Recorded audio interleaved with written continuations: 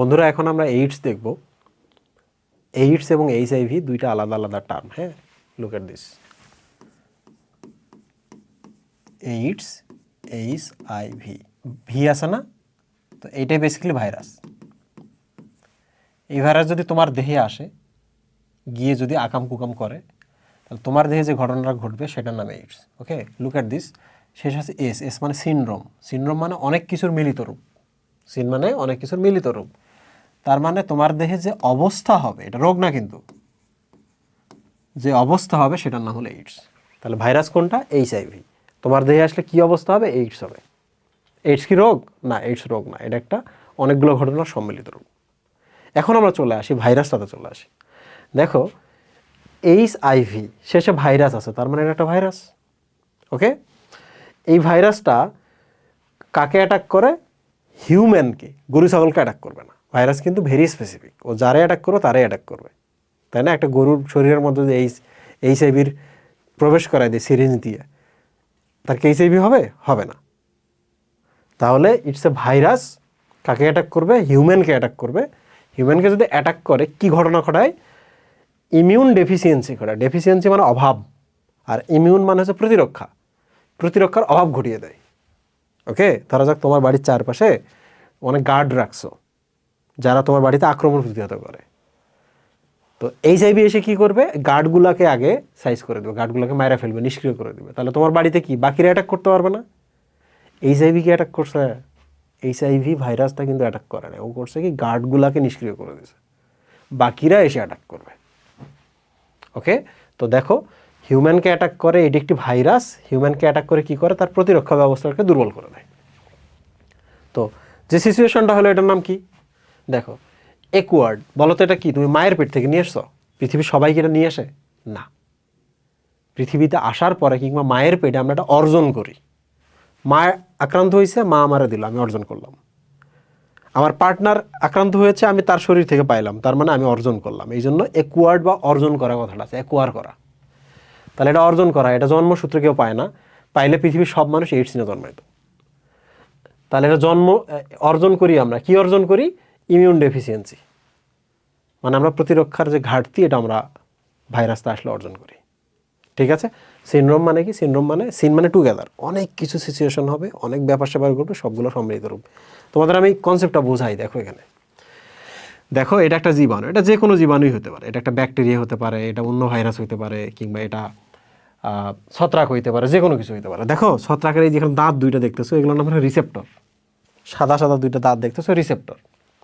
এখন ও যখন তোমার বডিতে আসবে, এই যে এটা দেখতেছো, এটার নাম হচ্ছে ডাব্লিউবিসি, শ্বেতকণিকা, white blood cell, white blood corpuscle বা শ্বেতকণিকা। শ্বেতকণিকারও দেখো দুইটা দাঁত আছে, এটাকে বলে CD4। CD4, তো এগুলো জানার দরকার নেই। তো CD4 আছে এই ডাব্লিউবিসিটাতে।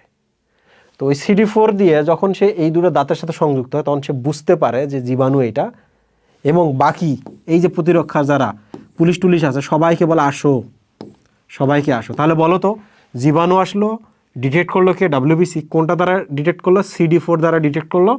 করার পর সে আসলে কি অ্যাটাক করলো জীবাণুটাকে? না, বাকিদের ডেকে নিয়ে আসে, বাকিরা এসে একে অ্যাটাক করে। সো ঘটনাটা কি ঘটে দেখো, এই ডাব্লিউবিসিটা, CD4 ডাব্লিউবিসিটা চুপচাপ একদিন তোমার শরীরে বসে আছে, এটা তো তোমার। এইচআইভি, এটার নাম কিন্তু এবার এইচআইভি। এ আইসা করে কি? দেখো, এই দাঁত আছে না, এইটা এর সাথে বাইন্ড করে, এইটা এর সাথে বাইন্ড করে। এবার তুমি আমারে বলো তো, এর তো দুইটা দাঁত বন্ধ, ও কি কোনোদিন এখন এই জীবাণুটা যদি আসে গিয়ে এটা ধরতে পারবে, বুঝতে পারবে? এই দেখো, তোমার শরীরে একটা জীবাণু আসলো, দুইটা দাঁত, এই দুইটা গিয়ে তাকে ডিটেক্ট করতে পারবে, ধরতে পারবে? পারবে না। এই দুইটা দ্বারা যদি এর সাথে যুক্ত না হয়, তাহলে কি বাকিদের ডাকতে পারবে? পারবে না। তার মানে এই জীবাণুটা তোমার শরীরে এসে গান গাবে আর তোমার শরীরে ক্ষতি করবে। তাহলে খেয়াল করে দেখো, এইচআইভি কি তোমার শরীরে ক্ষতি করলো? না, এইচআইভি এসে তোমার প্রতিরক্ষা ব্যবস্থার যে দাঁতগুলো আছে বন্ধ করে দিয়েছে, CD4কে বন্ধ করে দিয়েছে। বাকি জীবাণুরা এসে তোমার ক্ষতি করবে এখন। বুঝছো? এই হলো কনসেপ্ট। এ আসতে পারে, ছত্রাক আসতে পারে, যে ব্যাকটেরিয়া তোমার ভালো ব্যাকটেরিয়া, সেও তোমাকে এখন অ্যাটাক করবে। বুঝছো? সো এই হলো সিচুয়েশন। কি করলো দেখো তো, ভাইরাসটা এসে তোমার প্রতিরক্ষার যে কোষটা ছিল সেটাকে নিষ্ক্রিয় করে দিল। এইটাকে আমরা বলি ইমিউনো ডেফিসিয়েন্সি বা প্রতিরক্ষার ঘাটতি হয়ে গেল। সো যেটা হয়, এখানে কথাগুলো লেখা আছে, এগুলো তো বলছি আমি অলরেডি। কিভাবে ছড়ায় মনে রাখবা, যত তরল তো বিভিন্ন তরলে ছড়ায়। বিভিন্ন তরল কি? বীর্য।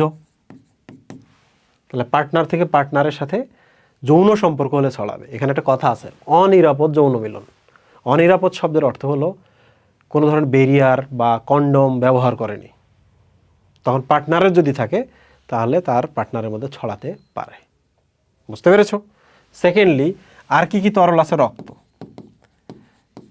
ধরা যাক তোমার রক্তে HIV ভাইরাসটা আছে, এখন আমার অ্যাক্সিডেন্ট হয়েছে বা আমার থ্যালাসেমিয়া রোগ আছে বা যে কোনো রোগ আছে, আমি তোমার কাছে রক্ত নিলাম, তাহলে আমার শরীরে আসবে না? রক্তের মাধ্যমে আসতে পারে। এবার আসতে পারে মায়ের দুধ। মা যদি আক্রান্ত হয়, সন্তান যদি দুধ পান করে, সন্তানের মধ্যে এটা যাবে। বুঝতে পেরেছো? বাট সন্তান যদি জন্ম নেওয়ার পর মায়ের দুধ ছাড়ে, তাই না, মায়ের দুধ যখন ছেড়ে দেয় তখন মায়ের দুধ আর খায় না, মা যদি এবার আক্রান্ত হয়, সন্তান কিন্তু আক্রান্ত হবে না, তাই না? মা যদি আক্রান্ত হয়, বাবা আক্রান্ত হতে পারে, বাবা যদি আক্রান্ত হয়, মা আক্রান্ত হতে পারে, বাট সন্তান হবে না। আচ্ছা, আর কি কি হইতে পারে দেখো। আরেকটা হচ্ছে ইনজেকশন, ওটাও একটা তরল। ধরা যাক ইনজেকশন, নেশা করে, নেশাখোর যারা আছে, সিগারেট আছে, মদ আছে, এই ধরনের নেশা, কিন্তু কেউ কেউ আছে সিরিঞ্জের মধ্যে নিয়ে তাদের শিরার মধ্যে ইনজেকশন পুশ করে, নেশা করে। তো আমি আমার শরীরের মধ্যে, রক্তের মধ্যে দিলাম, দিয়ে যদি এই সিরিঞ্জটা তোমারে দিয়ে দিই, তুমি যদি তোমার রক্তে দাও, তাহলে আমার রক্তের সাথে ভাইরাসটা টাচ খাইলো, খাইয়া তোমার শরীরের রক্তের মধ্যে ঢুকে গেল। তাহলে এইটাও তরলের মাধ্যমেই গেল, বাট মিডিয়ামটা কি এখানে? Syringe, same syringe. আরেকটা কি, আরও একটা যায়, রক্ত ওইটাও, বাট ওইটা কিন্তু অঙ্গ, বুঝছ? তোমার এই HIV আসছে তোমার শরীরে, তোমার এইডস হয়েছে, কারণ আমার একটা কিডনি দরকার, তুমি আমার কিডনি দিছো, তোমার কিডনির ভেতর ভাইরাস আছে না, তাহলে তোমার অঙ্গ যদি আমি নিই, তুমি যদি আক্রান্ত হও, আমিও আক্রান্ত হয়ে যাব। তার মানে সব অ্যাকচুয়ালি তরলের মাধ্যমে ছড়ায়। তো এটা জানা খুব জরুরি কীভাবে ছড়ায়। এবার আমরা চলে আসি এইডস রোগের লক্ষণ কি। দেখো 6 মান্থ দেওয়া আছে, সুপ্ত অবস্থাকাল, তোমার শরীরে আসছে, তুমি টেরে পাও নাই, 6 মাস পর লক্ষণ প্রকাশ পাওয়া শুরু হয়েছে। এখন তোমার আমি একটা কথা কই, সেটা হলো ভাইরাস তো তোমার শরীরে আসছে না, ভাইরাস তো সংখ্যা বাড়াইছে। আর ভাইরাস যদি আসে, খুব সাধারণ বৈশিষ্ট্যগুলো প্রথম দেখা দেবে। কি হয় বলো তো?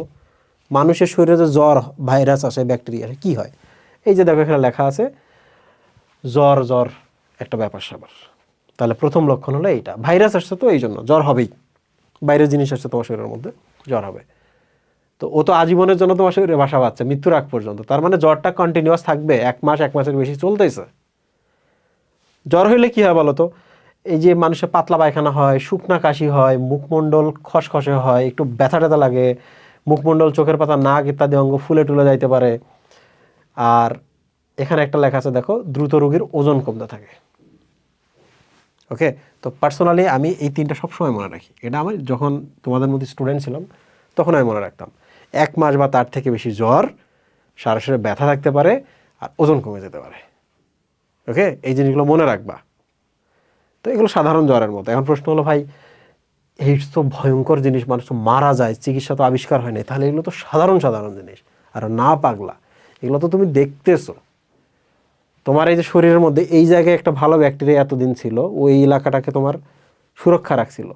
তো তোমার যখন প্রতিরক্ষা ব্যবস্থা ধ্বংস হয়ে যাবে, বলো তো এই ব্যাকটেরিয়া তোমাকে আক্রমণ করবে না? এতদিন ভালো যে ছিল, সুযোগ বুঝে তোমাকে আক্রমণ করবে না? করবে। আমাদের মুখের যে লালা আছে, লালার মধ্যে ব্যাকটেরিয়া, ছত্রাক, নানা ধরনের জিনিস আছে। এবার বলো তো, লালার ছত্রাক কি আমার মুখের ভেতরে ঘাটা বানাবে না? ফাঙ্গাল ইনফেকশন করবে না? করবে। এখানে ছত্রাক আক্রমণ করলো, এখানে ব্যাকটেরিয়া আক্রমণ করলো, কিন্তু কেন আক্রমণ করলো? কারণ ভাইরাস এসে আমার প্রতিরক্ষা ব্যবস্থাটা বন্ধ করে দিয়েছে, রাইট? তাহলে প্রতিরোধের উপায় কি? এখনও প্রতিকারের উপায় বের হয় নাই, যে রোগে আক্রান্ত হয়েছে ভালো হবে, এখনও হয় নাই, গবেষণা প্রচুর চলছে। বাট প্রতিরোধ করা যেতে পারে। আক্রান্ত ব্যক্তির অঙ্গ নেওয়া যাবে না। তারপর রক্ত নেওয়ার আগে টেস্ট করতে হবে। রক্ত নেওয়ার আগে কিন্তু কিছু কিছু টেস্ট করা হয়, ওই টেস্টগুলো করতে হবে, দেখতে হবে HIV আছে কি না, এইডস আছে কি না। তারপর হচ্ছে আক্রান্ত মায়ের, মা যদি আক্রান্ত হয়, সন্তান যদি পেটে থাকে, তো আক্রান্ত হয়ে যাবে।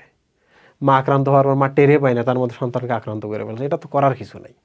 বাট নেশার ক্ষেত্রে, সুবি ভাই আমার সামনে, নাবিল ভাই আমার সামনে আছে, মুহিব ভাই আছে, নেশার ক্ষেত্রে কি করা যেতে পারে?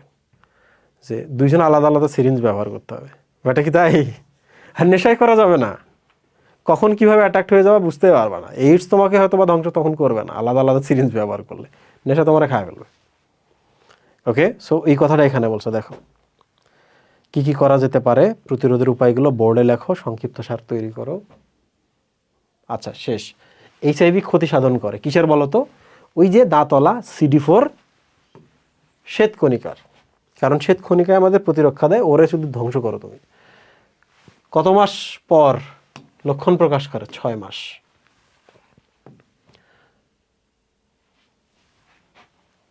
আল্লাহ হাফেজ।